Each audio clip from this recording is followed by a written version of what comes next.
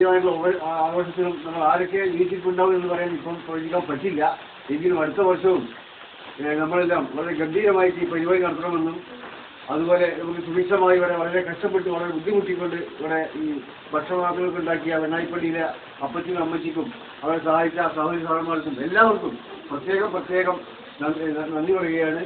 അത് ദീർഘകാലത്തിൽ നടത്താൻ പോകുന്ന പരിപാടിയുണ്ടും നിങ്ങളെല്ലാവരുടെയും സഹായങ്ങൾ പ്രത്യേകിച്ചും ഉണ്ടാകണമേ എന്ന് നീളമായി അഭ്യർത്ഥിച്ചുകൊണ്ട് ഈ സെക്കൻഡ് പ്രൈസ് നേടിയ ഇതിൻ്റെ വിജയികൾക്ക് മറിയപ്പുറം കലാസമിതിയുടെ പേരിലും മറിയപ്പുറം പുരാവരുടെ പേരിലും പ്രത്യേകം വിജയാശംസകൾ നേർന്നുകൊണ്ട് ഞാൻ നിർത്തുന്നു.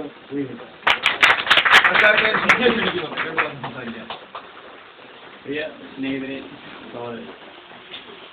നമ്മുടെ ഈ വർഷത്തെ ഓണം വളരെയധികം പ്രതികൂല കാലാവസ്ഥയിലൂടെ കടന്നുപോയി. മഴയും അസുഖങ്ങളും ഒരു തണുപ്പുമൊക്കെ ആയിരുന്നു എല്ലാം കൊണ്ടും. നമ്മൾ ഇതുവരെ ഉണ്ടാകാത്ത ഒരുപാട് പ്രതിസന്ധികൾ നേരിട്ടുണ്ട്.